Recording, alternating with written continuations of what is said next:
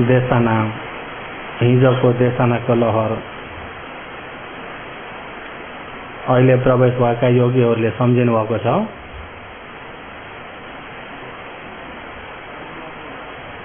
हिजो के देशना थियो? बुढो भयो, गरिब भयो योगीहरू। ज्ञान पनि के हुँदै गयो? बुढो हुँदै गयो, ज्ञान पनि गरिब हुँदै गयो। तृष्णा चाहिँ सधैँ धनी भइरहेको छ। तृष्णा चाहिँ सधैँ धनी भइरहेको छ। हिजोको देशना त्यहाँबाट आरम्भ हुँदै आएको हो। योगीहरू अब हिजोकै देशनामा भनेको चाहिँ सबै त कहाँ सम्झिनुहुन्छ र? बुढो भइरहेको छ नि। के भइरहेको छ? बुढो भइरहेको छ। जियन्ती जियतो केशा दन्ता जियन्ती जियतो जियति चक्षु सोताय तणहेका तरुणाय रे। जियन्ती जियतो केशा बुढो हुन्छ, केश कपाल फुल्छ। दन्ता जियन्ती जियतो दाँत बुढो हुन्छ, दाँत झरेर जान्छ। जियतो चक्षु सोताय चक्षु आँखा बुढो हुन्छ, कमजोर हुँदै जान्छ। सोत कान बुढो हुन्छ, कमजोर हुँदै जान्छ। तर तणहेका तरुणाय रे। एउटो तृष्णा चाहिँ हर बखत जुन समयमा पनि तन्देरी तगडा नै रहिरहन्छ। सधैँ तगडा रहने तृष्णा, लोभ। के हो? लोभ। यो लोभ, यो क्लेश आजदेखिको होइन। तणहा द्वितीय पुरुषो दिघ मध्यान संसारम। दिघ मध्यान संसारम। धेरै लामो समयदेखि तपाईँ हाम्रो यो संसारी यात्रा सुरु भएको हेर्ने भने कहिले हो? कहिले? हामी मनुष्य हुनभन्दा अगाडि के थियौँ थाहा छैन। त्यहाँभन्दा अगाडि पनि के थियौँ? त्यस्ता अगाडिका कति भइसक्यो होला अनुमान लाग्दैन। अनमतको संसारदेखिबाट हेर्ने हो भने, अनमतको संसारबाट हेर्ने हो भने पुत छ, जारो छ, पति छ, भरिया छ, मातु छ, पितु छ, छोरा छोरी या पति पत्नी माता पिता भन्ने नभएको प्राणी छैन। कहिले आफू अब अहिले या जस्तै बेलुका साँझको समयमा ध्यानवर्धको कानमा आएर मच्छर कहिले काहीँ कराउँछ पनि होला। कराउँछ। त्यो मच्छर पनि एक न एक जन्म आफ्नो छोरो पनि भएको छ, आफ्नो पिता पनि भएको छ, माता पनि। साँच्चै अनमतको संसारदेखिबाट हेर्ने भने अन्याति नथी अरे आफ्नो नपरेको प्राणी छैन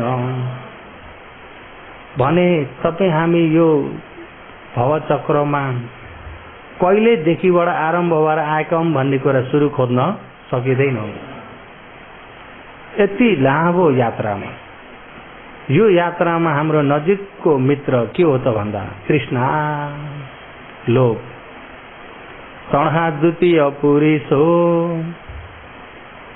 हाम्रो सबभन्दा नजिकको मित्र नै तृष्णा हो, लोभ हो। यो लोभ, यो तृष्णा तपाईँ हामी गर्भवासदेखिबाट नै सुरु भएको। गर्भवासमा यो पतित समपा चक्रमा हेर्दा विन्याड शङ्खा र पचया के छ?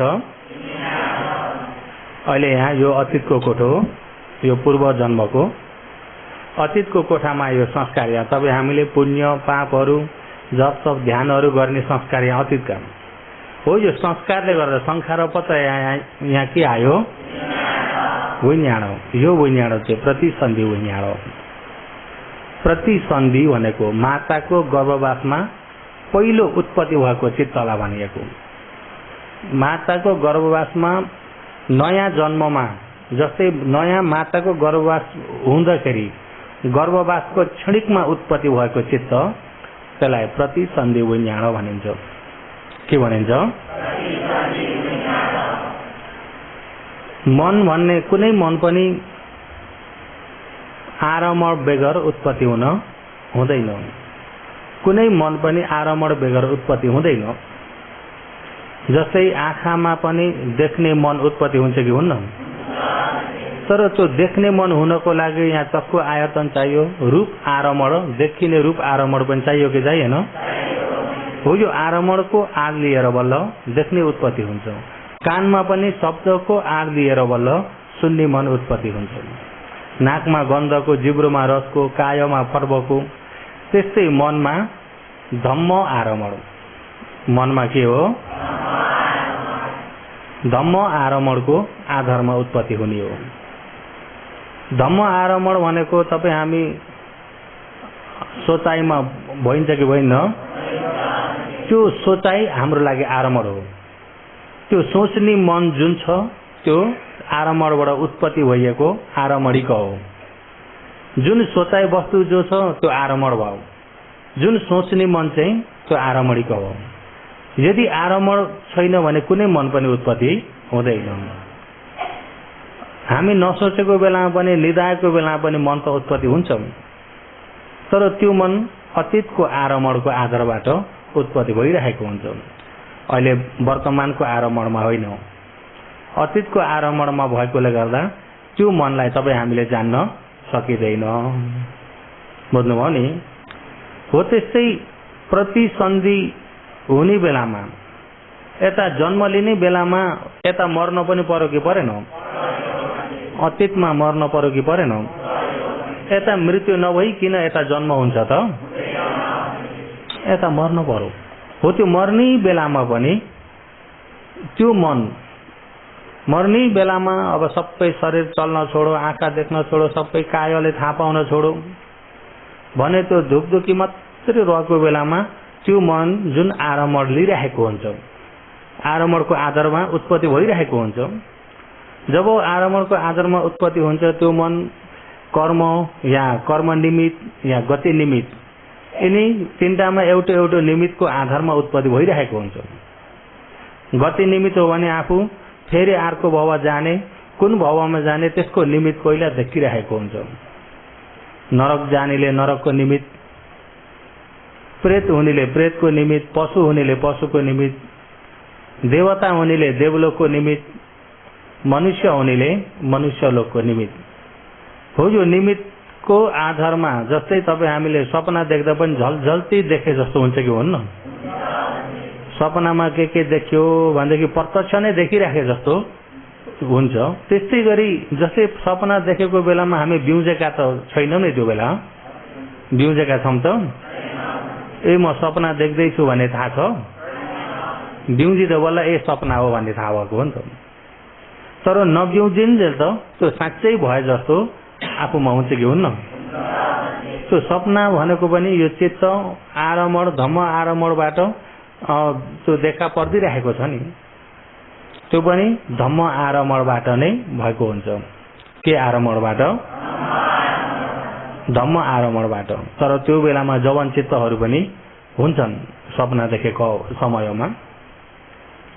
र हो त्यस्तै जस्तो मर्ने बेलामा जो निमित्त झलझल्ती अगाडि देखियो, झलझल्ती अगाडि देखेको छ, तर त्यो झलझल्ती अगाडि देखेको निमित्तमा यो मन तानिरहेको छ। ए मैले यो मर्ने बेलामा देखेको निमित्त हो भन्ने उसलाई थाहा छैन।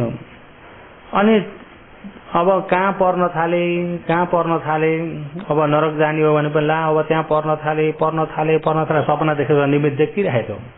देख्दा देख्दा बङ्गै उता पर्यो, त्यही परेको पनि म यहाँ परे भनेर त्यसले त्यहाँ जानु कि जानेन? पर्यो भनेर त्यहाँ जान्यो, तर ऊ कि प्रतिसन्धि विज्ञानले जान्यो। के विज्ञानले? तर हो त्यो जस्तै त्यहाँ उत्पत्ति हुने बित्तिकै भएको क्षणिक चित्तलाई प्रतिसन्धि होइन। त्यो पनि एकै पाली मात्रै हुन्छ, दुई पाली हुँदैन। हो यो प्रतिसन्धि विज्ञान एक पाली मात्रै हुन्छ। तपाईँ हाम्रो जन्मको सुरुमा मात्रै हो। यतापट्टि पवती विज्ञान मात्रै हुन्छ, यता चाहिँ के विज्ञान हुन्छ? प्रतिसन्धि विज्ञान कति बेर हुन्छ त भन्दा एक क्षणिक एक निमेष पनि हुँदैन, आँखा झिमिक्क गरे जति पनि होइन, भोलि बित्सात बिग्रिसक्यो। तर त्यस्तै चित्त फेरि चाहिँ आरम्भलाई लिएर उत्पत्ति भइराख्ने चित्त चाहिँ त्यसलाई भवङ्ग चित्त भनिन्छ। भविष्य के भनिन्छ? भवङ्ग चित्त। र त्यो भवङ्ग चित्त, अब त्यो भवङ्ग चित्त कति चल्छन् त्यहाँनिर? भवङ्ग चित्त चलिसकेर जवन चित्त चल्ने साथ त्यो जवन चित्तमा भव निकन्तिक लोभ भएर भवमा तानिने भव तणखा आएको हुन्छ। हेर्नुहोस्, गर्भवासकै क्षणिकबाट नै आएको छ यो भव तणखा। माताको गर्भवासमा तणखा भइरहेको छ, बुझ्नुभयो नि? भव तणखा अतीतमा पनि तानिँदै आएको, अहिले पनि गर्भैदेखि तानिरहेको छ, आजसम्म पनि के भइरहेछ? आजसम्म पनि तानिरहेको छ। हो यो तानिने जुन तणखा हो त्यो कहिले बुढो हुँदैन। त्यो तणखा, त्यो लोभलाई उमेरले घटाउन सक्दैन, उमेरले हटाउन सक्दैन, निभाउन सक्दैन, उमेरले निभाउन सक्दैन। त्यही भएर कोही कोहीको भनाइ छ नि, जति बुढो उति कसै कसैको भनाइ छ कि छैन? त्यो तणखालाई उमेरले सक्छ त निभाउन? सिर्फ निभाउन सक्ने ज्ञानले मात्रै सक्छ, ज्ञानले मात्रै सक्छ। मार्ग ज्ञान, फल ज्ञान, स्रोतपन्न मार्ग ज्ञान, स्रोतपन्न फल ज्ञानले अलिकति सक्छ। दृष्टि सम्बन्ध मुच्छेका तणखालाई मात्रै सक्छ। सकृतगामी मार्ग ज्ञान, सकृतगामी फल ज्ञानले पनि अलिकति कमजोर बनाउने मात्र हो। अनागामी मार्ग ज्ञान, अनागामी फल ज्ञानमा चाहिँ काम राग सम्बन्ध उत्पत्ति हुने तणखा त्यसले चाहिँ सबै निभाउँछ। तर सबै तणखा निभाएको होइन, काम राग सम्बन्धका काम तणखा जति उसले निभाउँछ। अरहन्त मार्ग ज्ञान, अरहन्त फल ज्ञानमा बल्ल सम्पूर्ण निभेर जान्छ। त्यो तणखालाई ज्ञानले मात्रै सक्छ, अरूले निभाउन। त्यसो हुँदा यो पहिले पनि तगडै थियो, बीचमा पनि तगडै थियो, अहिले पनि तगडै छ। आचरण नगरेदेखि पछि पनि यसैले यो चक्र घुमाएको छ। त्यही भएर मूल जरोमै हेर्दाखेरि अविद्या र अविद्या भने अज्ञानता हो, सही सत्य नजान्नु हो। जति घुमाइदिने यो तणखाले हो। केले हो? तणखा। तणखा, लोभ, मैले हिजो पनि भने, राग, इच्छा, छन्द, स्नेह, प्रेम, माया, तानिने स्वभाव जति सबै यो तणखा हो। बुझ्नुभयो नि? र अब तपाईँ हाम्रो यो आजदेखिको होइन, धेरै लामो समयदेखिबाट आएको हो। धेरै लामो समयदेखिबाट आएको यो तणखा हुँदाखेरि यो तणखालाई यहाँबाट हटाउन, यहाँबाट निभाउन हामीले पहिला प्रयास नै गरिएन। गरियो? तणखा निभाउन हामीले प्रयास नै गरिएन। किन निभाउन प्रयास गरिएन भन्दा यो शत्रु हो भन्ने थाहा नै भएन। यो शत्रु हो भनेर चिन्न सकिएन। अब योगीहरू ध्यान शिविर त आउनुभयो, ध्यान बस्दै हुनुहुन्छ। कहिले काहीँ मनबाट कुनै सोचाइमा पर मग्न, त्यसैमा मग्न भएर पनि मन जान्छ कि जान्न? कुनै कुरा सोच्नमा तानिन्छ कि तानिन्न? अनि आफूलाई मनपर्दो सोचेर बस्दाखेरि त्यो बेलामा त्यसलाई आनन्द पनि मान्नुहुन्छ कि मान्नुहुन्न? त्यो तानिएको, त्यसमा सोचाइमा त्यहाँ तानिएको अरू हो कि तृष्णा हो? त्यो शत्रु आउँदाखेरि आफूले के मानिएछ? आनन्द। आफू पुरानो साथी हो नि त, अहिलेदेखिको होइन नि, पुरानो बचपनको मात्रै होइन, जन्मदेखिको आफ्नो मित्र हो। त्यसो हुँदा उसलाई शत्रु भनेर चिन्न सकिएन। भगवानले त्यस कारणले पहिला यो चाहिँ समुदय सत्य हो भनेर जान्नु, जति उत्पत्ति हुन्छ इच्छा तृष्णा उत्पत्ति भए जति नै यो समुदय सत्य हो भनेर जान्नु, त्यो सत्य ज्ञानले जान्नु। अनि यो समुदय सत्य यसलाई चाहिँ त्याग्न पर्छ भनेर जान्नु। पहात बन्ती धर्मचक्र बालीमा यो त्याग्न पर्ने सत्य हो भनेर जान्नु। यसलाई मित्रु बनाएर राख्ने होइन, यसलाई मित्रु बनाएर राख्ने होइन। अब कतिपयमा त यसो ध्यान गर्दै गयो, अलिअलि समाधि भएर ठ्याक्कै अलिअलि समाधि भएकोलाई सोचे आयो भने ज्ञान पाएर यस्तो शक्तिशाली चाहिँ हुन पाएदेखि त यस्तो शक्तिशाली भएर के न के गर्न सकेदेखि त के नहुन्थ्यो कि तान्नेको नि त के भइरहेको छ। अनि त्यही तान्नी राखेको छ, त्यसैमै रमाइराखेको छ। ए शत्रु आयो भन्ने थाहा छैन, शत्रुलाई चिनिएन, नचिन्दाखेरि भित्र आफ्नो मुटुमा जग्गा दिएर राखेको छ अझै। केलाई? शत्रुलाई। केलाई हो? शत्रुलाई भित्र आफ्नो हृदयमा जग्गा दिएर राखेको छ। अनि अझै थप्ने हो त्यसमा, तानिने के आउँछ अझै। बुझ्नुभयो नि? भगवानले जब उहाँ गृह त्याग गरेर जानुभयो, गृह त्याग गरेर गइसकेपछि मार्ग खोज्नुभयो। उहाँले सधैँ शान्ति हुने मार्ग भनेर खोज्नुभयो। एकछिनको शान्ति चाहिएन, एकछिनको रमाइलो रङ्गी चङ्गी चाहिएन। एकैछिन शान्ति भएर एकछिन पछि फेरि त्यस्तै आत्तिनुपर्छ भने त्यो पनि चाहिएन। सधैँ शान्ति। जस्तै संसारमा हेर्ने भने स्वाभाविक धर्ममा सबैको विपरीत छ। दुःखको विपरीत सुख छ, सुखको विपरीत दुःख छ, रातको विपरीत दिन छ, दिनको विपरीत रात छ, विपरीत छ। त्यस्तै जरा बुढो हुने भएपछि त्यसको विपरीत बुढो नहुने पनि छ, रोगी हुने भएपछि रोगी नहुने पनि छ, मर्न पर्ने छ भने कहिले मर्न नपर्ने पनि छ। म त्यो मार्ग खोजी गर्छु। अब त्यो समयमा विपश्यना भन्ने शब्द कति सुनिन्छ त? विपश्यना भन्ने शब्दै छैन, विपश्यना भन्ने शब्द नै छैन। अनि सही मार्ग बताउने गुरु कोही पनि छैनन्।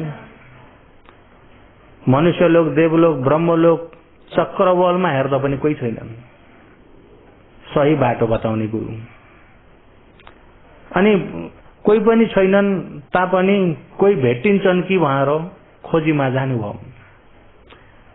आदि बाटोसम्म त छन्द सारथी भएर गए घोडामा। घोडाको नाम पनि के हो? कण्टक होला, कण्टक घोडामा। अनि आदि बाटोसम्म पुगिसकेपछि नदी तर्ने बेलामा उहाँले त्यो घोडा र छन्दलाई फर्काइदिनुहुन्छ। फर्काइदिनुहुन्छ र उहाँले मनमा लिनुभयो कि अब आफू खोजी गर्न जाने व्यक्ति अब घोडा छ भने त्यसलाई हेर्न पर्यो, त्यसलाई खिलाउन पर्यो, के गर्न पर्यो। अनि कोही मान्छे छन् भने तिनको लागि पनि हेर्दिन पर्यो, बोल्दिन पर्यो। त्यो बवाल हो। ध्यान गर्ने, एक्लै खोजी गर्ने भने बल्ल आफ्नो स्वतन्त्रताले खोज्न पाइन्छ। खोजी गर्ने व्यक्तिलाई साथी चाहिँदैन, खोजी गर्ने व्यक्तिलाई सद्गुरु मात्रै चाहिन्छ, साथी चाहिँदैन। हिजो आज त खोजी गर्ने व्यक्तिलाई पनि साथी बेगर हुँदैन नि त। ध्यान शिविर हुँदा ए तपाईँ जाने, तपाईँ गए म पनि जान्छु नि, तिमी जान्छौ जाम न, म एक्लै भएर है साथी नभएर। हेर्नुहोस् है, ध्यान बस्न पनि साथी चाहिन्छ। ध्यान बस्न भने के हो? साथी चाहिन्छ। असली ध्यान बस्न कोही पनि साथी नहुन्। र त्यहाँबाट खोजी गर्दै जानुभयो। जंगलमा तपस्वीहरू थिए। ती तपस्वी मध्येमा धेरै प्रख्याति भएका आला र कालाम ऋषिसँग पुग्नुभयो। उनको मार्ग हेर्दाखेरि समत भावनामा निकै आचरण गरिसकेका व्यक्ति हुन्। 7 समापतसम्म सिद्धि गरिसकेका व्यक्ति हुन्। समापत भन्ने बुझ्नुहुन्छ योगीहरू? समापत भन्नाले तमोले बुझ्ने गरी भन्ने हो भने प्रथम ध्यान सिद्धि भएको एक समापत भयो। बुझ्नुभयो नि? जस्तै प्रथम ध्यान सिद्धि भन्दाखेरि प्रथम ध्यानमा पुग्नको लागि प्रथम ध्यानका अंग 5 वटा हुन्। ती 5 वटा अंग पूरा हुँदा प्रथम ध्यान पूरा हुन्छ। वितर्क, विचार, प्रीति, सुख, एकाग्रता, यिनी प्रथम ध्यान सिद्धिका हुन्। वितर्क, विचार, प्रीति, सुख, एकाग्रता भनेको जस्तै अब श्वास प्रश्वासको आधारबाट ध्यान गरिन्छ। ध्यान गर्दा गर्दै गर्दा गर्दै गर्दा गर्दै चित्त अब तेजिलो तेजिलो तेजिलो समाधि राम्रो हुँदै आएपछि चित्त पवित्र हुँदै जान्छ, संग्लो हुँदै जान्छ। पवित्र चित्तबाट निमित्तहरू देखिन्छ। अगाडि देखिएको निमित्तमा त्यसलाई बारम्बार चढाइदिई राख्ने, त्यो निमित्तलाई राम्रो विचार गरेर हेरिराख्ने, त्यसैमै एकरो ध्यान दिएको दिए, त्यसमा चढाइदिई राखेको चित्तलाई वितर्क भन्छौं। त्यो निमित्तलाई राम्रो छानबिछान गर्दै त्यहाँदेखि कतै मन नजानलाई त्यसैमै पुर्याइदिई राख्ने काम वितर्क हो। त्यसलाई छानबिछान गरिराख्ने, त्यसैको बारेमा मात्रै मनन गरिराख्ने विचार। अनि वितर्क विचार छिप्पिँदै गएपछि प्रीति, प्रीति भनेको गति हुने, भित्रबाट अब मनमा क्लेश नहुँदाखेरि मन पवित्र भएको अवस्थामा चित्त जो रूप पनि हलुङ्गो जस्तो बसेको पनि थाहा नै नपाए जस्तो, बसेको छु कि छैन जस्तो, भुइँमा पनि छ कि छैन जस्तो। जब त्यो हलुङ्गो भएपछि अनि कायिक सुख, चेतसिक सुख, यिनी सुखहरू आउँछ। कायिक सुख, शरीरको सुख, मनको शान्ति सुख, त्यो सुखमा गएर एकाग्रता भएर अटल भएर बस्दियो भने त्यो प्रथम ध्यान सिद्धि भयो। त्यस्तै समापतमा रूप ध्यानका 4 वटा छन्, अरूप ध्यानका 4 वटा गर्दाखेरि अष्ट समापत। भन्नुभयो नि? अहिले यिनी चाहिँ लौकिक समापत हुने, लोकोत्तरका होइनन्। यी लौकिक समापत पाइसकेका ती आला र कालम ऋषि त्यहाँ गएर आचरण गर्नुभयो। लौकिक समापत उहाँले छोटो समयमा नै, थोरै दिनमा नै पाउनुभयो। जब पाउनुभयो त्यो समापतमा प्रवेश गरेको बेलामा त त्यो समापतमा एकरो प्रवेश गरेको बेलामा कुनै क्लेश मनमा आउँदैन, शान्ति छ, शीतल जस्तो छ, जति पनि यत्तिकै बसिराखौँ जस्तो। अनि ठक्क अब जंगलमा बसेका ऋषिहरू समयमा खान पर्यो। अनि खानको लागि खोज्न जाँदाखेरि समाधि छोडेर जानुभयो उठेर। अनि उठेर खोजी गर्दाखेरि कुन मिठो छ, अब फेरि त्यो मिठोतिर तानिसक्यो। कहाँनिर कस्तो फल छ, यो त मिठो छ। अब त्यसमा तानिँदाखेरि अघिको समाधि छैन अब। अनि त्यसमा तानिँदै अनि गर्दा गर्दै फेरि मनमा तिनै काम, क्रोध, लोभ, मोह, माया, क्लेशले सताउन थालिहाल्छ। समाधिमा प्रवेश भएको बेलामा शीतल छ। अब त्यो समाधि झर्ने बित्तिकै फेरि क्लेशले सताउँछ। अनि उहाँले गुरुलाई भन्नुभयो, होइन, क्लेशले कहिले नसताउने गरी सदाको शान्तिको उपाय बताउनुस् न। सदा शान्ति प्राप्त हुने उपाय हो।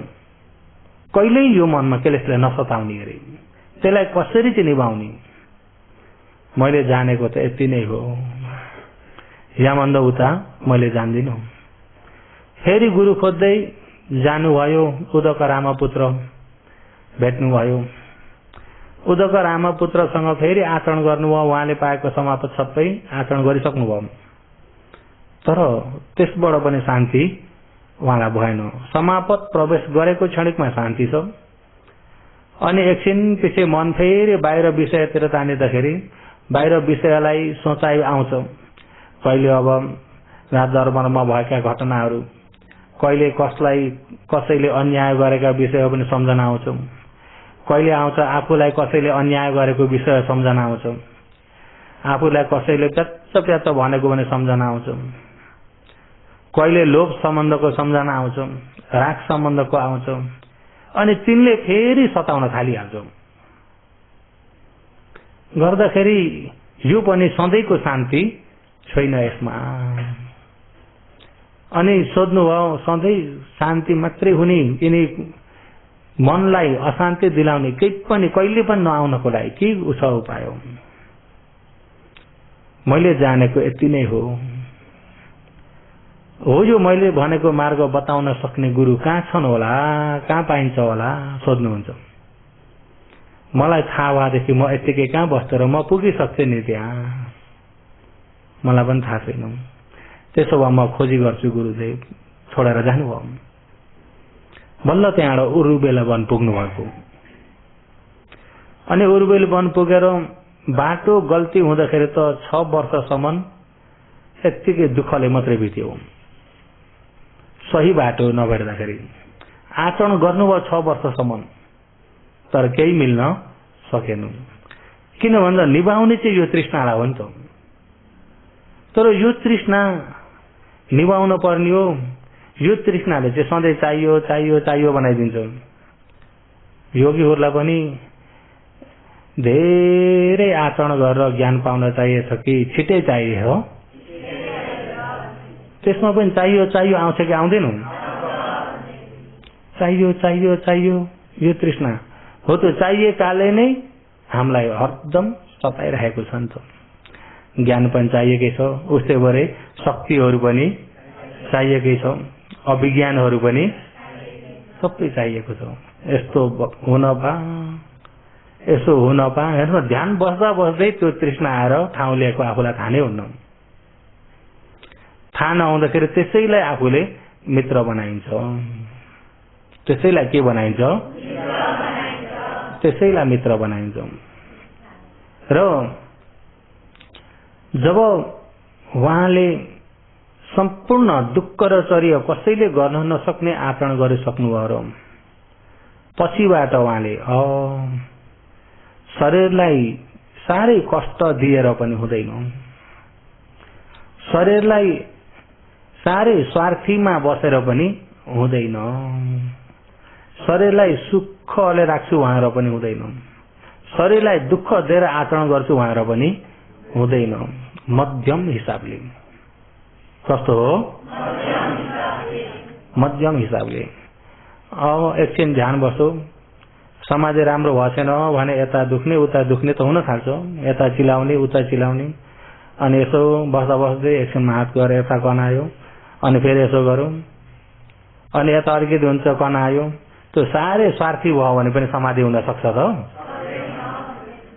एकछिन ध्यान बसो।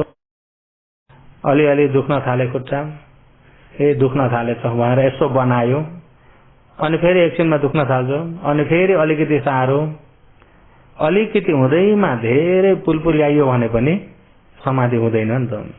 धेरै प्याउलिन पनि हुँदैन। खप्न खप्नुपर्छ। भन्नुभयो नि। यो जति सुकै दुखोस् म यो पालि सार्दिन, 2-3 घण्टासम्म भएर बेच्चरी दुखेको छ, दारा किटेर खप्न पर्ने खाले भयो भने पनि त्यो पनि शरीरलाई कष्ट दिएको हो। त्यो पनि के हो? त्यसरी पनि नखप्नु, सार्दिनु पर्ने सार्दिनु। साह्रै सतायो, साह्रै दुःख र आफूलाई खप्न गाह्रो भयो भने त यहाँ दोमनस्थ भइसकेको हुन्छ नि। के भएको हुन्छ? दोमनस्थ भइसकेको हुन्छ। त्यो दोमनस्थ भयो भने फेरि समाधि बिग्रिन्छ। भन्दा साह्रै भयो भने चाहिँ सार्दिनु। सहन गर्न दुःख हुने स्थिति भयो भने सहन गर्न सकुन्जेल चाहिँ सहन गर्नु। बुझ्नुभयो नि? अलिअलि चिलाउँदैमा गएर कनाउने नगर्नु। सहन गर्न सकुन्जेल सहन गर्नु। अनि आचरण गर्ने व्यक्तिले अल्छाइलाई लिएर पनि हुँदैन, अल्छीलाई अँगालेर हुँदैन। आचरण गर्दा अल्छीले पनि बाधा गरिरहेको हुन्छ। अब ध्यान बस्ने बेला भयो, नमो त सकल ढोक्यो। अब फेरि 1 घण्टा।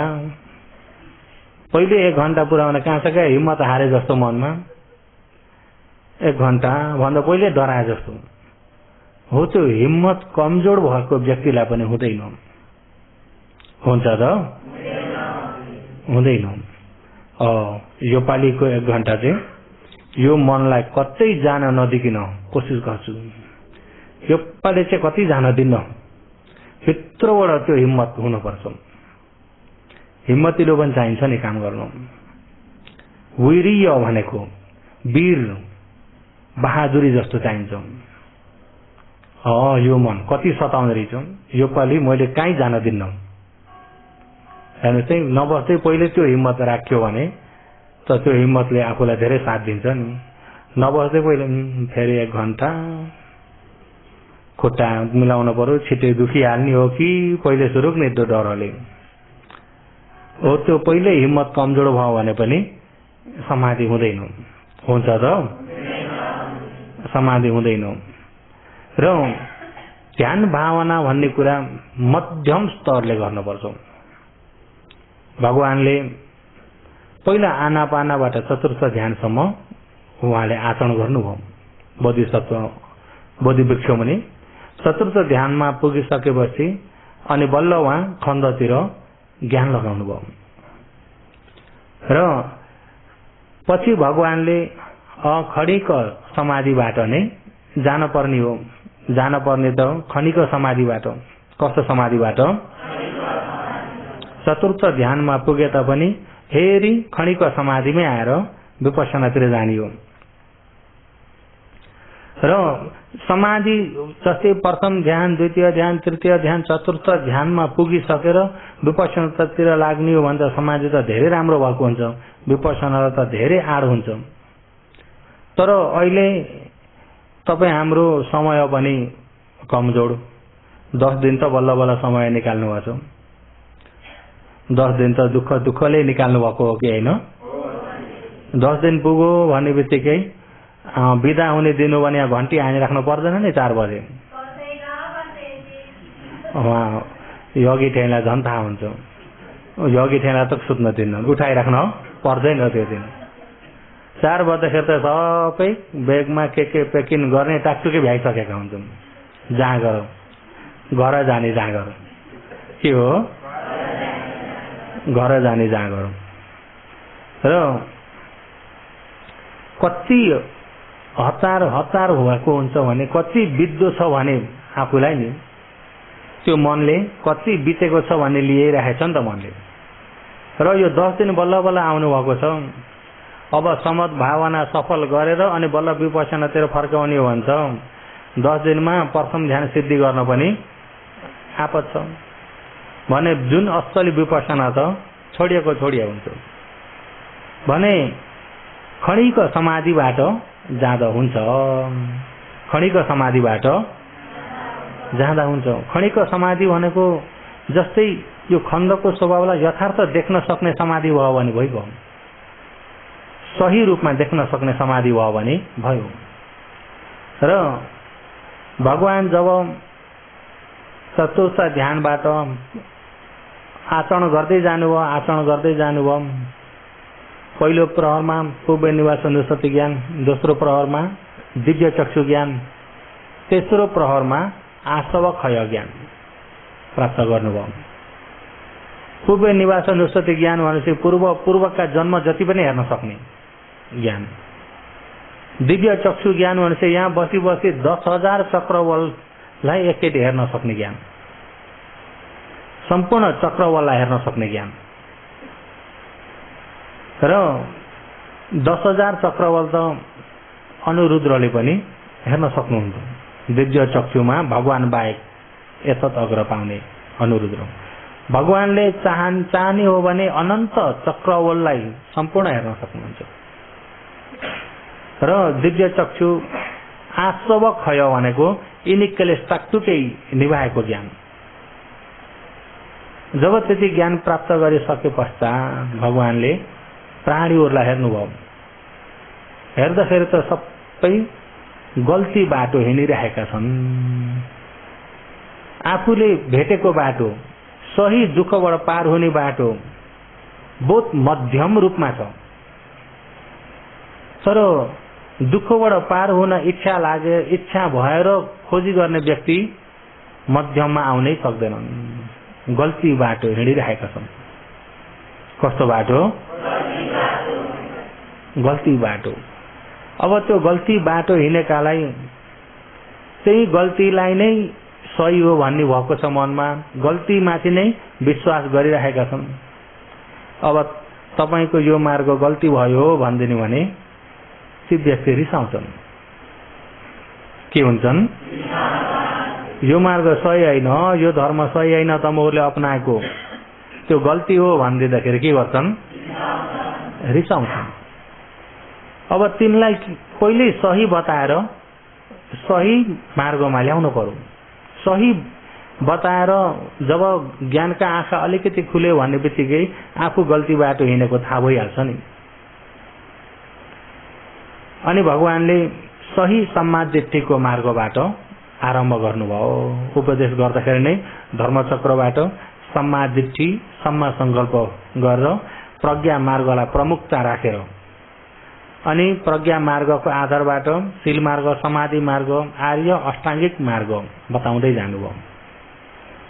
र अहिले योगीहरूमा यतिखेर तपाईँ हामीले यो धर्म शासनको पनि अन्तिम अवस्थामा आएर बल्ल भेट्न पाइएको छ।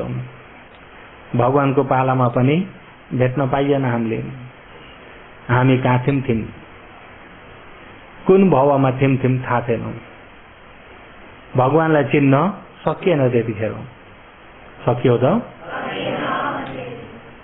र भगवानका पालापछि सम्राट अशोकको पालामा पनि हाम्रो अत्तो पत्तो थिएन। त्यतिखेर पनि शासन बहुतै फैलेको कहाँ थियौं हामी। जति पारमी भागीहरू यही भिक्खु हुन सक्ने भगवानको पालामा भए। भगवानको पालामा थोरै धर्म सुनेर छोटो मननले ज्ञान पाउने पनि धेरै भए। र पारमी भागी राम्रा व्यक्ति छान्नेर भगवानको पालामा छानेर निर्माण गइसके। रहेका सम्राट अशोकको पालामा कति फेरि निर्माण गए। अनि त्यहाँबाट पनि रहेका श्रीलङ्कामा त्यतिखेर श्रीलङ्कामा शासन फैलेको समयमा त्यो ठाउँमा पनि धेरैले ज्ञान पाएर गए। अनि त्यहाँबाट छानिँदै रहेकामा हामी हौं। छानिँदा छोडिएकामा हामी हौं। भन्नुभयो नि। अब यतिखेर भगवानको शासन त छ अझै। भगवानको शासन त छ, सही मार्ग छ अझै। यतिखेर हामीले बल्ल खोजी गर्नेमा आइयो। त्यतिखेर छान्दाखेरि राम्रापट्टि आफू बस्न पाइएन। राम्रा चाहिँ यतापट्टि, नराम्रा चाहिँ यतापट्टि। राम्रामा छानेर त के भए? गइसक्यो। अब रहेकामा फेरि छान्दैछ शासनले। अब रहेकामा अझै छन् नि मुक्ति पाउने त छन् कि छैनन्? अझै शासनले छान्दाखेरि हामी चाहिँ अब छान्ने त राम्रापट्टि आइन्छ कि या छोडिएनेपट्टि भइन्छ? थाहा छैन। योगीहरूले आफूलाई त अनुमान लाउनु भएको छ होला नि, अब छान्दा कता भइन्छ भन्ने। र अहिले यतिखेर शासनको पनि अहिले 2500 वर्ष नागेर 2600 को लगभगमा पुग्ने बेला भइसक्यो। शासन विद्वानहरूको भनाइले 5000 वर्ष मात्रै रहन्छ भनेर भन्नुहुन्छ विद्वानहरूले। भगवानले चाहिँ कति रहन्छ भनेर तोकेर भन्नुभएको छैन। भगवानले परियति गर्ने छन्, पटिपत्ति आचरण गर्ने छन् भने शासन हुन्छ, शासन रहन्छ। सही नियम मुताबिक आचरण गरेर परियति पटिपत्ति छौन्जेल शासन भइ नै रहन्छ।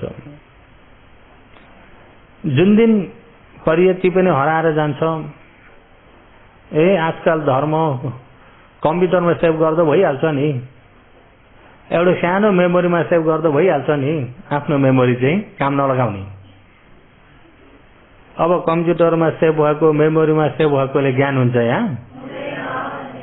हुन्छ त? भने नक्कली मेमोरी आइदिँदाखेरि आफ्नो असली मेमोरी त कामै लागेन, खिया लाग्ने भयो। के भयो? खिया लाग्ने भयो। अहिले अब कति भयो, एक क्यालकुलेटर हातमा हुँदाखेरि 12 बजे कति हो भन्दाखेरि कति हो भनिया पुग्छन्। तिनी पनि बिर्सिसके। अलिकति हिसाब गर्न पर्ने, खै क्यालकुलेटर छैन भने त कामै नचल्ने जस्तो। पहिला क्यालकुलेटर नहुँदाखेरि अम्ला भाँचेर पनि कैयौं गन्थे, अहिले हराउँदै गयो। के हुँदै गयो? हराउँदै गयो। सबै अब अर्काले गर्दैनी। अब गर्दा गर्दै भगवानको प्रार्थना पनि मोबाइलबाट खोलिदियो अनि आफू बसोमा पुग्छ कि जस्तो छ। मोबाइलले प्रार्थना गरिदिन्छ। बिहान बिहान मैले खोलिराखेको छु, हेर्नुहोस् है, आउन सक्छ कि सक्दैन? अहिले शासन कुन स्थितिमा आउँदैछ भन्ने कुरा। शासन अब करालो लाग्दैछ, अन्तिममा पुगेछौँ। अनि त्यो अन्तिममा हामी हतार आइपुगेछौँ। फेरि हाम्रो पनि अन्तिम समयमा अझै पनि ओलाङ टोलाङ गरियो भने त अब छान्नीमा राम्रोमा आउन सकिन्न। सकिन्छ त? ए मैले भेटे है, अब कोसिस गर्छु भनेर आउने भने चाहिँ राम्रोमा छानेर आउन सकिन्छ। गरौँला नि। पछि यति वर्ष काम गरेर यति गरेर अनि सबै यति तन्ज मन्ज बनाइदिएर अनि गरौँला। ऊ तन्ज मन्जमा लोभिरहेको चाहिँ कहाँ गराउँछौँ? उता तानिरहेको त्यो अरूले हो कि तृष्णाले हो? अझै कति वर्ष काम गर्छु, हेर्नुहोस् है, पुरा तपाईँ चाहिँ यति वर्ष बाँच्नुहुन्छ। आफ्नो उमेरलाई विभाजन गरेर के गर्ने हो लौ निर्णय गर्नुहोस्। कसैले आएर तोक्दिएको छ? आफ्नो उमेरको टुङ्गो त छैन। भगवानले त अझै वा किच्च मातवम को जन्या मरणम सुवे, भोलि मरिन्छ या पर्सि मरिन्छ, या आइसाल या परै साल या अझै 10 वर्ष 20 वर्ष बाँचिन्छ, कसैले पनि तोकेर भनेको छैन, कसैले जानेको छैन। भने अब आफ्नो मृत्युको टुङ्गै नभएको व्यक्तिले पछि गरौँला भनेर भाका सार्नु उचित छ त? भाका सार्नु उचित छैन। भाका धेरै सार्ने चाहिँ अब छान्निनीमा राम्रोमा आउँदैनन्, छनौटा भएर रहन्छन्। बुझ्नुभयो नि? यतिखेर मेरो दिनको टुङ्गो छैन है, अहिले हो कोसिस गर्ने। बिहारमा 10 दिनको ध्यान शिविर सक्यो भने मेरो त केले सकेको छैन। मैले ध्यान शिविर त निरन्तर घरमा पनि शिविरकै रूपमा कोसिस गर्छु। हो यसरी मन दरिलो हिसाबले कोसिस गर्छु भन्ने भाव राखेर साँच्चै कोसिस गर्ने व्यक्तिलाई अझै एक मौका छ। भगवानले आनन्दलाई भन्नुभएको छ, जबसम्म आनन्द म भगवानको शासनमा परियति गर्ने पटिपत्ति गर्ने जबसम्म भइरहन्छन् तबसम्म अरहन्तहरू संसारमा निक्रिँदैनन्। अरहन्तहरू निक्रिँदैनन्, अरहन्तहरू भइ नै रहन्छन्। भनेदेखि अझै त परियति पटिपत्ति शासन व्यापक रूपमा छ कि छैन? अझै अरहन्त हुने समय छ। बुझ्नुभयो नि? श्रोतवर्ण सकृतगामी भन्ने कुरा त परिराख्दिनुहोस्। अरहन्त हुने सम्म पनि अझै छ कि छैन? छ। श्रोतवर्ण हुने त कति छन् त? र त्यसभित्र अब तपाईँ हाम्रो यतिखेर धेरै कटकटेको भाँडो मैले हिजो पनि भनेको थिएँ। अब सुरुमा त खोइ आज समाधि पनि राम्रो भएन, खोइ हुँदैन होला, जे होस् अलिअलि दान गरेर पारमी लैजाउँला भनेर टार्न पुगिन्छ नि। फेरि कटकटेको भाँडो त अलि ढड्याउन त पर्यो नि, धैर्य त चाहियो कि चाहिएन? धैर्य धारण गर्न त पर्यो नि। यमाले भन्यो भने सही सेरे हुन त पर्यो नि, पर्यो कि परेन? सही सेरे भनेको के हो? मन बढाउने अरे, र मन लाभ गराउने त होइन नि। धैर्य धारण आज भएन, भोलिको सम्म कोसिस गर्दै जान्छु, बल्ल त सुरु हुँदैछ। अझै कोसिस गर्दै जान्छु, हो त्यो कोसिस गर्दै जान्छु भन्ने मन चाहिँ कमजोर बनाउन हुँदैन। र हाम्रा तम्ब दाटिक जस्तो तम्ब दाटिक भनिहाले त्यो अलिकति म योगीहरूलाई जानकारी हुनको लागि। तम्ब दाटिक भन्ने यिनी पहिला बहुत ठुला डाकु हुन्। यिनी डाकु पनि घरमा खाना नभएर डाका मार्दै खाने पनि होइनन्, घरमा पनि ठिकठिकै सम्पत्ति भएकै व्यक्ति हुन्। तर उनको चाहिँ वासना नै त्यो अरूलाई कुट्ने, मार्ने, पिट्ने, झगडा गर्ने, डाका मार्ने, लुट्ने, लिने, उनको त्यो वासना भन्ने जान्नुभयो नि, वादना के हो? वादना।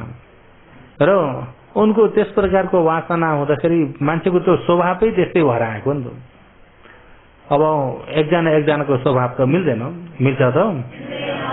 अब कोही व्यक्तिको स्वभाव खाने, मजा गर्ने, उडाउने, घुम्ने, आनन्द लिने, आनन्द खोज्ने, कसैको त्यो वासना हुन्छ, कसैको होइन, बरु पुरै खाने, जम्मा गर्ने, कसैको त्यतापट्टि ढल्किने हुन्छ कि हुन्न? र एकजनाको वासना मिल्दैन। ती तम्ब दाठिक चाहिँ उनलाई चाहिँ लुट्ने, पिट्ने, डाका मार्ने, अरूको झगडा हो भने पनि आफू पनि मिस्टेर त्यहाँ कुट्न थाल्ने, मान्छे पनि तगडा बलिया। अनि ती व्यक्ति अब डाका मार्नु छ भने एक्लै त हुँदैन, त्यस्तै डाकाका साथी त चाहिन्छ भनेर साथी खोज्दै हिँड्दाखेरि उता 500 जना डाकुसँग भेट भयो। अनि ती डाकुसँग भेट हुँदाखेरि तमुरको यो ग्याङमा मलाई पनि पस्न दिनुस् न, मलाई पनि यो काम बहुत रुचि लाग्छ। अनि उहाँका चेलाहरूले गुरुसँग लिएर गए। गुरुजी अहिले हामीसँग यिनी पनि आउँछन् अरे। अनि गुरुले यसो हेरेर गुरु टाउको बटाएर हुन्न भनेर गए अलिपल्तिर। अनि गुरुले हुन्न भन्नुभयो, तिमी हुँदैन, जाऊ घर। होइन, मलाई यो काम बहुत रुचि छ, एक्लै पनि गर्न अल्छी लाग्छ, एक्लै पनि गर्न मन लाग्दैन। त्यसो हुँदा मलाई तमुरको ग्याङमा मलाई पनि मिस्दैन दिनुहोस् न। मैले तमुरले जे भने पनि मान्छु, म कहिले गुरु गर्दिनँ, म चेलो गर्छु, अराउनुहोस् मलाई, म मान्छु। अनि गुरुलाई गएर फेरि भन्दाखेरि होइन, तिमीहरूले जिद्दी नगर, ती व्यक्तिका आँखा नै हेर न, आँखा नै हेर न, ती व्यक्तिका आँखा कस्ता छन् भन्ने। बहुत हेराई, तेजिलोपनाको, कडापनाको आँखा छन्, आँखी भाउ पनि कुप्रा परेका छन्, घोप्टो परेको निधार पनि हेरौँ। यसले आँट्यो भने हामी 500लाई नै खत्तम पार्छन् नि फेरि गुरुले। गुरु त्यति अङ्ग लक्षण त जानेका, अलिअलि अङ्ग लक्षण त जानेका। ए डाका डिभाइडको विद्यामा त सिपालु नै हुन्छन् नि। र जस्तै ज्योतिषहरूले रूप क्षेत्र ज्योतिषहरू अङ्ग लक्षण हेर्ने ज्योतिषहरूले आँखी भाउ, निधार कस्तो छ, के कस्तो छ हेर्छन् नि। र उनले त्यो हेर्दाखेरि यी व्यक्तिको लक्षण साह्रै राम्रो त मलाई लागेन, यसले आँट्यो भने हामी 500लाई पनि एकचोटि मार्न सक्छन् नि, यिनी बहुत कडा खाले मान्छे हुन्, यसलाई हामीमा प्रवेश नगराउँ। अनि त्यहाँबाट गुरुले मान्नु भएन, हुँदैन भन्दा। होइन, किन चाहिँ हुन्न, मैले के बिगार गर्छु र, मैले तमुरलाई वचन दिन्छु, मैले केही पनि बिगार गर्दिनँ, सिर्फ मलाई अराउनुहोस् न, तमुरले डाका मार्न नसक्ने ठाउँमा मलाई खटाउनुहोस्, म जान्छु त्यहाँ। अब शब्द त पहिले आइगयो, गुरुले भनेपछि म जे पनि मान्छु। मलाई पिट्नुहुन्छ भने पनि, गल्ती गरेर पिट्नुहुन्छ भने जति पिटे पनि म गुरुप्रति रिस गर्दिनँ, म सहन गर्छु।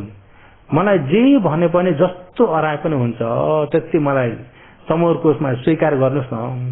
म खाना लाउन नै नभएर ढाका मार्न आएको होइन, मलाई बहुतै रुचि छ। गुरुलाई भन्दाखेरि फेरि गुरुले होइन, यिनको छालालाई पनि, अनुहारको छाला पनि हेर त खस्रो खस्रो बनाएको छ, बाक्लो खाले छाला भएको व्यक्ति हो। जस्तो तस्तो चोटमा त ऊ हल्लिँदैन, त्यस्तो खाले व्यक्ति हो। होइन गुरु हत्या नै गरे भन्दा आखिरी लिन्छन् गुरुले, नलि भएन चेलाहरू सबैले माग गर्दा। अनि त्यहाँबाट डाकामा ती तम्ब दाखिक पनि जब साथमा आएथे, जहीँ डाका मारे पनि सफल हुन थाले। सानातिना सेनाहरू आएर पक्रिन सक्ने हिम्मतै छैन।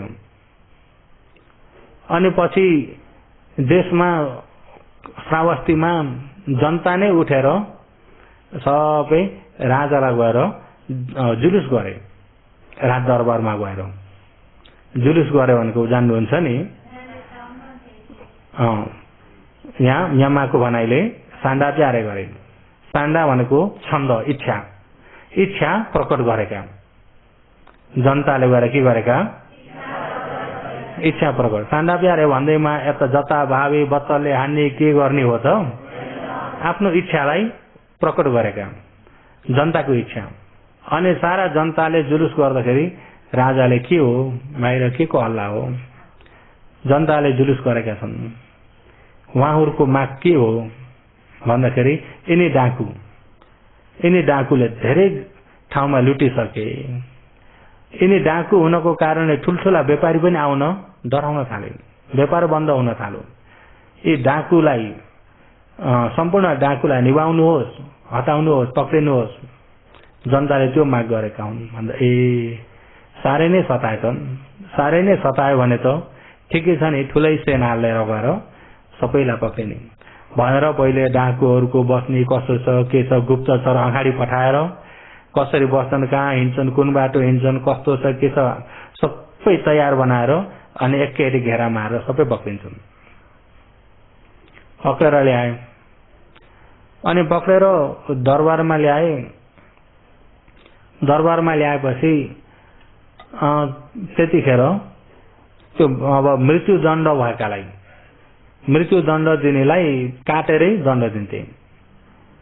काट्दाखेरि पनि बाहिर चौरामा मान्छेहरूलाई सबैलाई जानकारी दिएर काट्थे। अनि ती मृत्युदण्ड पाएकालाई हेर्न आउँथे जनताहरू, सारा कसरी मार्छन् भन्दै हेर्न आउँथे। अनि सबैका अगाडि मार्दाखेरि अनि जनताको मनमा के हुन्छ, गल्ती गरेर त यसरी मराइ खाइन्छ, यसरी मार्छन् भनेपछि त गल्ती गर्न डराए कि डराएनन्, त्यसरी मृत्युदण्ड दिन्थे। अनि त्यतिखेर पहिला अब ती मान्छे काट्ने पदमीमा बसेका पोडे जो हुन् तिनी अलि वृद्ध भएछन्। वृद्ध हुँदाखेरि एउटा मान्छेलाई एकै पालीमा छिनाउन नसक्ने भइसके। अनि नियममा जनताहरूले चाहिँ एउटा मान्छेलाई दुई पाली काट्न नपरोस्, एकै पालीमा छिन्न पर्छ। किन भन्दा एक पाली काटेर कराउन थाल्यो भने त्यो कराएकोले गर्दा देशमा अशान्ति फैलिन्छ भनेर एकै पालीमा छिनाउनु। अनि जुन त्यो पदमा बसेका व्यक्ति अलि बुढा हुँदाखेरि एउटा मान्छेलाई दुई पाली कहिले तीन पाली हान्न पर्ने आपुगे। अनि राजाले अब यो पदमा राख्नलाई मान्छे चाहिँ पनि राखेको छ, तगडा मान्छे। यिनी डाकुहरू सबै तगडा तगडा खाले छन्, यी मध्येमा एकजनालाई यो पद दिन्छु भनेर अनि राजाले सुनाए। 500 एकजनाले पक्रा खाएकामा 500 जनालाई मृत्युदण्ड, एकजनालाई मृत्युदण्डबाट छुट हुन्छ।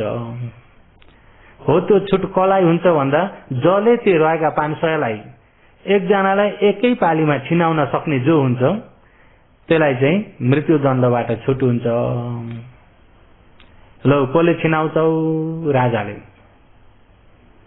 अनि सबै धेरैका आँखा गुरुपट्टि गए। अनि गुरुले पनि आफ्ना चेलाहरूलाई कसरी मार्ने, चेलाहरूले पनि आफ्ना गुरु पनि छन्, आफ्ना साथीहरूलाई कसरी मार्ने, कोही पनि अगाडि सरेनन्। अनि एकपालि भने अब दोबारा फेरि भन्दैछु एकजनालाई छुट हुन्छ। यी 500 जनालाई एकजनालाई एकै पालीमा छिनाउन सक्ने को छ? अगाडि आउनु, जो अगाडि आउँछ त्यसलाई मृत्युदण्डबाट छुट हुन्छ र त्यसलाई फेरि राजको सिपाहीको रूपमा जस्तै मृत्युदण्डमा आएकालाई काट्ने काम, उसलाई त्यो कामको लिडरको जग्गा मिल्छ। सबै न्युरे मन्टोलाले अब आखिरी एकपाले भन्छु भनेर 3 भन्दाखेरि तम्म जातिक निस्किहाले, म काट्छु। गुरुले चेलाहरूतिर पुलुक्क हेरे, तिमीलाई मैले भनेको होइन भने जस्तो। अनि चेलाले पनि गुरुपट्टि यसो हेर टाउको निहुर्याए, हाम्रो नै गल्ती हो। त्यहाँबाट तम्म जातिकलाई खोइ मैले कुन तरवारले काट्ने, ला यो तरवार दिने बित्तिकै काटेका मुला काटे चाहिँ साई साई साई साई 500लाई त एकैछिनमै काट्दाखेरि राजा पनि हो यस्तो चाहिन्छ पढ्यो भने व्यक्ति मान्छे काट्ने। अब तिमी जो मृत्युदण्डमा आउँछ त्यसको समाधान तिमीले गर्नुपर्छ, तिमी यो ठाउँका लिडर एकचोटि ठुलो जग्गा मिल्यो। अनि उनी त मैले गरेको काम सही हो र मलाई यस्तो काम मिल्यो नि भनेर अनि त्यहाँबाट त्यो काम गर्दै गएका, गर्दा गर्दै गर्दा गर्दै 50 वर्ष नाग्यो त्यो काम गरेका। अब उनको उमेर अनुसारले डाकुमा भर्ना हुँदाखेरि 17-18 कति थिए, पकडा खाँदा ओर्दा 20 वर्ष नागिसके थिए। अहिले 53 वर्ष अब मान्छे काट्ने काम गरे। अनि त्यति भएपछि अनि कोही बेलामा मार्ने बेलामा हात काम्न थाले, बुढा भयो नि त, यिनका हात काम्न थाले भनेर अनि राजाले अब तिमी यो काम गर्न सक्दैनौ, अब तिमीलाई विश्राम, अब तिम्रो ठाउँमा अर्को आउँछ। उनलाई पुलिसिङ मिल्यो। अब अनि जब त्यहाँबाट घर आएर अनि श्रीमतीलाई भने आजदेखिबाट अब मलाई छुट्टी मिल्यो, मलाई यो काम पहिलेदेखि छोड्न मन लागिरहेको थियो, धेरै मान्छे काट्दै पनि आफू पनि हैरान परिसक्यो, कतिलाई बहुत दया लाग्दै पनि मार्न पर्यो। महाराजको हुकुम, मेरो शरीरै भरि मान्छे मारेको रगतले मुछेको छ, मेरो शरीरै बुच्चडको शरीर भइरहेको छ, मेरो शरीरमै दुर्गन्ध फैलिरहेको छ। मलाई 1000 घडा सुगन्ध जल बनाएर चाहिँ शरीरमा खनाएर शरीरलाई मैले शुद्ध बनाउँछु भनेर सुगन्ध हिजो आजको बनाइले अत्तर इत्यादि होला नि, अनि तिनी मिलाएर चाहिँ राम्रो तरिकाले नुहायो भने शरीरमा, अनि नुहाइसकेर ती सुगन्ध जल खनाउँदै शरीरको दुर्गन्ध मेटाएर शरीर बसाउने बनाए। अनि घरमा पनि उनकी श्रीमतीलाई भने मलाई आज राम्रो गाईको ताजा दुधको खीर बनाउन, आज खीर खान मन लाग्यो भनेर सुगन्ध जलले नुहाएर अनि खीर खानलाई उनी तयार हुने बेलामा सारीपुत्रले त्यो दिन आज तम्मदाठिक पनि छुटेर आए। यी तम्मदाठिकलाई हेर्नुभयो ज्ञानले, हेर्दाखेरि त तम्मदाठिकको त आजै मर्ने दिन भइरहेछ, आज मर्ने दिन भइरहेछ। अब ती व्यक्ति सानैदेखिको कडा स्वभावका, जयाई च्याने भएका व्यक्ति, कडा स्वभावका व्यक्ति, अनि डाका मार्दा दुनियाँलाई मारे, कति दुःख दिए, कतिका सम्पत्ति हरण गरेको पाप, अनि यता काम पनि मृत्युदण्डलाई उनले मार्न पर्ने काम, कति मान्छे मारे। अब ती व्यक्ति मृत्यु पश्चात कहाँ जान्छन् हेर्दाखेरि त सिधै नरक, छैन उपाय छ त। अनि सारीपुत्रले ती व्यक्तिलाई राम्रो हेर्नुभयो, यिनको श्रद्धा छ कि छैन, श्रद्धा छ देख्नुभयो, यिनलाई उपाय भएसम्म त बचाउन पर्यो मनमा। सारीपुत्र पनि भगवान बाहेक प्रज्ञामा यतत अग्र व्यक्ति हो नि त, धर्मका सेनापति, धर्मका के हो, धर्मका राजा चाहिँ को हो, भगवान। भगवानलाई धम्म राजा पनि भनिन्छ। हाम्रो बोजङ्ग सूत्रमा आउँछ, एकदा धम्म राजा गेलेन्येन विपिलितो, त्यो ठाउँमा भगवानलाई धम्म राजा भनेर भनिएको छ। सारीपुत्र धर्मका सेनापति, र सेनापति जस्ता व्यक्ति अब सारीपुत्र यो डाकु हो, कति मान्छे मारो, यस्तो खराब पापी व्यक्ति ठिकै छ नरक परोस् भन्ने हुन्छ त? हुँदैन नि त। अब अरहन्तहरूको मनमा त्यो हुन्न नि त। पृथकजनको मनमा त आफूलाई रिसेटोको व्यक्ति हो भने यो चाहिँ नरकमा बेसरी दुःख पाउन परोस् भय हुन्छ नि। पृथकजनको मनमा हुन्छ कि हुन्न? रिसेटोको व्यक्तिलाई स्वर्ग पुगोस् भन्ने हुन्छ कि नरक जाओस् भन्ने हुन्छ? अरहन्तहरूमा त्यो हुन्छ त? अरहन्तहरूमा रिस उठेको व्यक्ति नै छैन नि त। उसले जति गल्ती अपराध गरे पनि उसको कर्म भोग्न पर्छ। उसले त्यो भोग्न पर्ने देखेर दया गरिहाल्नुहुन्छ। अनि सारीपुत्र पनि ठिक्क उनले भोजन लिनभन्दा अगाडि पुग्ली गरी जानुभयो। अब अरहन्त अभिज्ञानले पनि जान सक्नुहुन्छ। अनि ठिक्क उनले थालमा खिर भोजन लिएर अनि रप्प बसेर खाने बेलामा सारीपुत्र टुप्लुक्क पुग्नु भयो पात्र बोकेर। अनि यसो हेर्यो, यहाँ त सारीपुत्र भन्दै हुनुहुन्छ चिनो, किन ऊ पनि श्रावस्तीको हो नि त। श्रावस्तीमा मात्रै भगवान, श्रावस्तीमा मात्रै 25 वर्ष बिताउनु भएको हो नि त भगवान। श्रावस्तीमा मात्रै 45 वर्षवासमा 25 वर्षवास त श्रावस्तीमा मात्रै। जेतवन बिहारमा 19 वर्षवास, विशाखाले दान गरेको बुब्बा र मड बिहारमा 6 वर्षवास गर्दा कति भयो? 25 वर्षवास हुँदाखेरि अब श्रावस्तीका मान्छेहरूले यहाँ सारीपुत्र हुनुहुन्छ, यहाँ मोतगोल्यान, यहाँ आनन्द धेरैले चिनेका हुन्छन् नि त। यहाँ त सारीपुत्र हुनुहुन्छ, भगवानका अग्रश्रावक हुनुहुन्छ भनेर मैले जीवनभर राम्रो प्रकारले दान गर्न मैले कहिले पाएको थिइनँ। आज त म पनि सुगन्ध जलले स्नान गरेर शरीर पनि सुगन्धित बनाएको छु। फेरि अति राम्रो खिर भोजन पनि भएको समय मैले खानभन्दा बरु दान गर्छु भनेर सबै पात्रमा खनाउन लाग्दाखेरि उपासक पर्ख्यौ, म यही बसेर लिन्छु भन्नुभयो। आसन बनाइदिए अनि सारीपुत्र त्यही बसेर लिनुभयो। किन यही बसेर लिन्छु भन्नुभयो भन्दा उनलाई धर्मदेशना गर्ने छ नि त। जब अनि भोजन लिइसक्दाखेरि खुसी भयो भने म जे होस् आज कामबाट पनि बिदा भएको, सारीपुत्र जस्तालाई म बिदा हुने बित्तिकै पहिलो अति राम्रो बनाएर भोजन ग्रहण गर्छु, शुद्ध जलले भनेर तयार बनाएको आफूले नखाई सम्पूर्ण दान गर्न पाए। त्यसले त मनमा खुसी त भयो। जब उहाँले भोजन ग्रहण गरिसकेर धर्मदेशना गर्दिनुहुन्छ, धर्मदेशना गर्नुभयो, एकछिन उनको मन टोलिन थाल्यो। सारीपुत्रले देशना रोकेर, हे तम्मदा ठिक, मैले अहिले तिम्रो ज्ञान तेजिलो हुनको लागि मैले यहाँ उपदेश गरिदिँदैछु। यो उपदेश तिमीलाई कस्तो हुँदैछ भन्थे। मैले जीवनभर गरेका पाप हिसाब गरेर गरिसाध्य त छैन। एउटा सानो पशु मारेको त कति पाप छ भने मैले त पशु भन्दा पनि अति उत्तम भएको मनुष्यलाई मारेको छु। कति मान्छे मारे। म 50 वर्ष उपर जति मृत्युदण्ड पाउने जति सबै मैले मारेको। अनि जीवनभर मैले यस्तरी मान्छे मार्ने काम गरे, यत्रो ठुलो पाप गरे। अब यो पापलाई मामुली पुण्यले के टार्न सक्ला र? मैले त्यो समयमा पुण्य गर्छु बाहिर निस्केर भन्ने मेरो मनै आएन।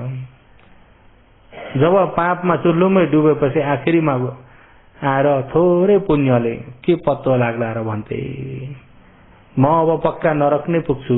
मेरो मन त्यता तानियो। धर्म सुन्नमा ध्यान आएन। धर्म सुन्नमा ध्यान आएन। जब कुनै पहिला त्यत्रा मान्छे मार्ने काम गर्दाखेरि मैले यो बहुत ठुलो पाप गर्दैछु भन्ने त्यो बेलामा चाहिँ नआएको। फेरि त्यो बेलामा मैले पाप गरेछु भन्ने सोचाइ नै आएन। एकै बेला चट्टै नहुँदाखेरि सबैले खुसी भएर तालिया दिन्छन्, उनी फुरुक्क पर्छन्, म यस्तो तगडा छु नि। पहिला पहिला गाउँतिर दसैँ हुँदै देवाली हुँदै बोकाले आयो भने मैले एउटै हातै छिनाउँछु नि बेसरी उदाए। त्यही एउटै हातै छिनाउन पनि मान्छे 2 जना त गार्नै पर्छ नि। पछाडिबाट खुट्टा समाइदिने एकजना, सिङमा बाँधेर तनक्क तन्काइदिने एकजना, अनि भाँडो नजिकमा राख्ने एकजना, छिन्ने बित्तिकै खुन थाप्नलाई, त्यो पनि नपोखियोस् बाहिर अरे, खुनदेखिबाट नछोड्ने हो नि त। जब यसै आएर चट्टै छिनाए, एकै पाली यहाँ छिनायो भनेपछि त्यो कति दिनसम्म गफ गरे, मैले एउटै हातै छिनाइदिन्छु। त्यो बेलामा त्यो पछुतो आउँछ? आउँदैन नि। मैले पाप गरेँ, ऊ पनि त एउटा प्राणी हो। आफूलाई कसैले तनक्क तन्काएर काट्छु भनेर तयार भएको बेलामा मुटु कस्तो हुन्छ होला नि? उसलाई पनि त त्यस्तै हो। उसको बोली आफूले बुझिन्न र मात्रै हो, उसले भनेको जानिन्न र मात्रै हो। ऊ कति आत्तिरहेको छ, जस्तो आफूलाई हुन्छ त्यस्तै उसलाई पनि त हुन्छ। त्यो सोचाइ त्यतिखेर आयो त यी प्राणी त मार्ने नै हो नि भन्ने खाले मात्रै भयो। जब कतिखेर आउँछ त भन्दा अन्तिम अवस्थामा आउँछ, मर्ने बेलामा आउँछ कि त अब पुण्य गर्छु भन्दाखेरि ध्यान गर्ने व्यक्तिमा मैले यस्ता यस्ता पाप गरेको थिएँ, यस्तो पाप गरेको हुँदा मलाई के ज्ञान मिल्ला र, मलाई मिल्दैन यो जन्म, अलिकति पुण्य त भइजाला। कोही त्यसो पनि हुन्छ योगीहरू। यो पछुतो भन्ने कुरा चाहिँ, पछुतो भन्ने कुरा जब आफू अब दुःखबाट छुटकारा हुनलाई काम गर्छु राम्रो कामतिर लाग्दाखेरि आउँछ पहिला गरेका पछुतोहरू, अनि अन्तिम मर्ने बेलामा आउँछ। त्यो पाप कर्म गरुन्जेल आएको छैन, सम्म दाटेकोलाई बल्ल पछुतो आयो। अनि त्यो पछुतोले गर्दाखेरि मन अब म कति पाप गरेछु, यति थोरै पुण्यले, त्यत्रो हुर्केको आगो थोरै पानीले के निभाउन सक्ला र, अब म अपाए नै जान्छु, मनमा त्यो भइदिएछ। सारीपुत्रले देशना ठक्कै रोकिदिनु भयो, किन अगाडि बढेर देशना गरे पनि कल्याण छैन नि उसलाई, किन उसको मन पछुतोमा गइरहेको छ। अब त्यो मनलाई फेरि उहाँले पछुतो भएकोलाई नहटाइदिकन धर्म देशना गरेर हुँदैन। अब सारीपुत्र पनि त मामुली अरहन्त होइन, भगवानका अग्र श्रावक दाहिने हात हो। अनि उहाँले हे तमदा ठिक, तिमी किन पछुतो गरेका, तिमी त्यो पछुतोतिर नजाऊ न। कसरी नजानु भन्थे, मैले कति मारे मान्छे, तिम्रो खुसीले तिमीलाई मार्नै मन लागेर मारेका हो कि राजाको हुकुमले गर्दाखेरि मार्न परेर मारेका हो? मेरो खुसीले त कहाँ मार्थे र, महाराजको हुकुम हुँदाखेरि अब मैले मार्दिन भन्नु भएन, मैले त महाराजको हुकुमले गर्दाखेरि मारेको हो। तिमीले त राजाको आज्ञा पालन गरेका मात्रै होइन र सारीपुत्रले, तिमीले त राजाको हुकुम त नमानी हुन्न। त्यसो हुँदाखेरि राजाको हुकुमलाई मानेका मात्रै हो, आज्ञा पालन गरेका मात्रै हो। अनि हुकुम दिनेलाई जति हो मार भन्नेलाई पाप लाग्छ, तिमी किन त्यसमा चिन्ता गरेका भनिदिनु भयो।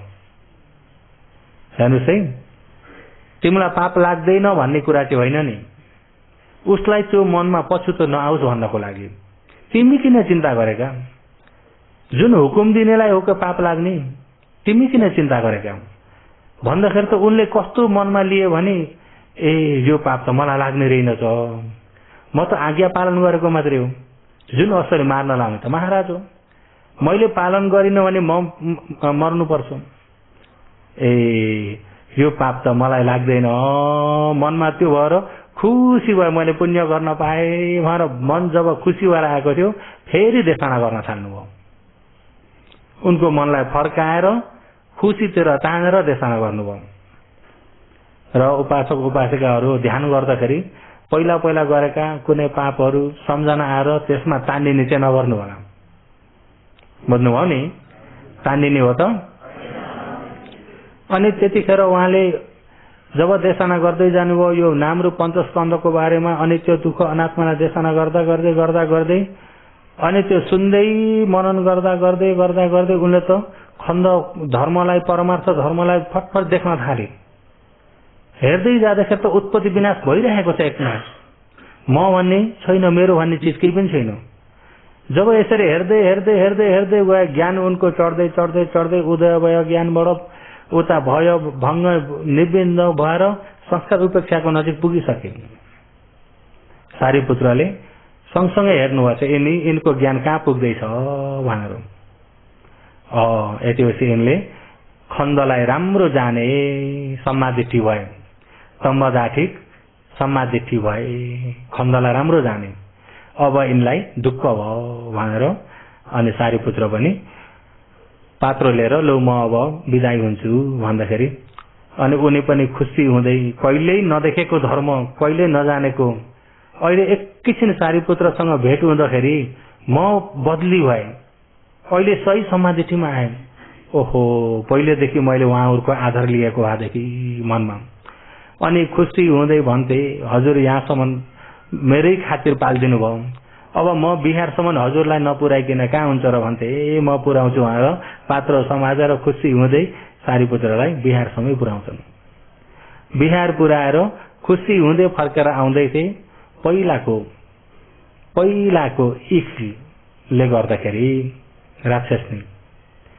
इखले गर्दाखेरि राक्षसनी बाटोमा गाईको रूप लिएर बङ्गे हानेर मार्छ।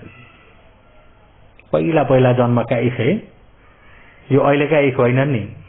पहिला जन्ममा त्यतिखेर जो एउटी उपासिकालाई 5-6 जना मिलेर चाहिँ बलात्कार गरेका थिए।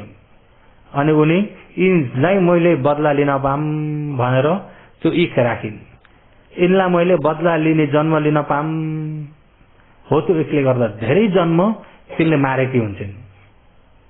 त्यही भएर कसैमा इख नराख्नु नि, राक्षसनी भएर मार्नुपर्छ। बुझ्नुभयो नि? इख राखेर त्यो मनमा यसलाई चाहिँ मैले पनि यसो गर्न पाम भन्ने नराख्नु।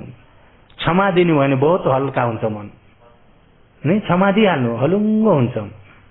क्षमा दिन सकेन भने गाँठो रहिरहेको हुन्छ। अनि तम्बदाठिक त्यहाँ गाईले हानेर मार्छ र त्यहाँबाट मृत्यु पश्चात देवलोक। मृत्यु पश्चात कहाँ पुगे? त्यत्रो पाप गरेका व्यक्तिलाई त्यो पाप कर्मले फल दिने मौका पाएन। अहिले नजिकमा भएको विपश्यना ज्ञानले उपकार गर्थ्यो। विपश्यना ज्ञान भन्ने कुरा यो साधारण पुण्य होइन नि। दान गरेको पुण्य जस्तो, सील पालन गरेको पुण्य जस्तो होइन। यो त शासनभित्रको पुण्य, सहीलाई देखेको ज्ञानको पुण्य हो नि त विपश्यना पुण्य। विपश्यना पुण्यसँग अरू कुनै तुलना गरेर हुन्न। जुन केरी लाखौं भए पनि यो संसारलाई त्यति उज्यालो दिन सक्दैनन्। सूर्य एउटै मात्रै उदाइदिए पनि सारा प्रकाश हुन्छ नि। बुझ्नुभयो नि? विपश्यना पुण्य भनेको सही सत्यलाई भेटेको हो नि त। अलि योगीहरूलाई म त्यो बाटोतिर डराउँदै जानियो। अब धेरै खियाल आएको त अलि समय ढडियाउन त पर्छ कि पर्दैन? योगीहरू हिम्मत हार्नुहुन्छ। त्यस्ता तम्बदाठिक जस्ता त देवलोक गए। अब देवलोकबाट उनी झर्दैनन्।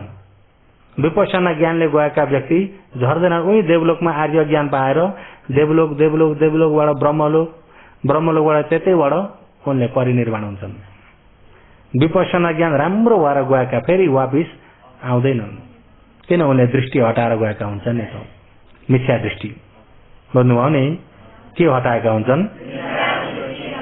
योगीहरू तपाईँ हामी पनि अहिले निर्माण पुरै लिन सकिएन भने पनि मिथ्या दृष्टि हटाएर गइयो भने ढुक्क भयो कि भएन? त्यो ढुक्क चाहिएको छ कि छैन? चाहिएछ भने हिम्मत चाहिँ नहार्नु होला। शरीर कमजोर भए पनि मनलाई दरिलो बनाएर हिम्मत चाहिँ नहार्नु होला भन्दै आज देशना अलिकति लामो पनि भएर गएछ। योगीहरू 10 मिनट लामो हो, तमोरको विश्रामको समय थोरै छोटियो र देशनालाई चाहिँ अझै टुङ्गाउन त अलि अप्ठ्यारै परेको थियो। तापनि समय कटेर गएकोले गर्दा आजलाई यति नै विश्राम गरौँ।